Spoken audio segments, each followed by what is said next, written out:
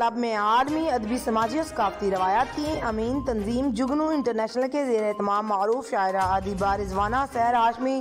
کے شعری مجموعے کس قدر تنہائیاں ہیں کی تقریب پذیرائی منعقد ہوئی، جس کی صدارت ڈاکٹر اختر شمار اور مہمان محتشم کے فرائض اختر ہاشمی نے انجام دیے۔ تقریب میں مسرت کرانچوی، ممتاز راشد لاہوری، جاوید شیدہ نے بطور مہمان خصوصی شرکت کی۔ تقریب میں ادیبوں، کالم نگار اور ادب سے وابستہ افراد کی کثیر تعداد نے بھی شرکت کی۔ تقریب میں مظہر سلیم مجوکا، فیاض ظفر، عالیہ بخاری، خالد نقاش،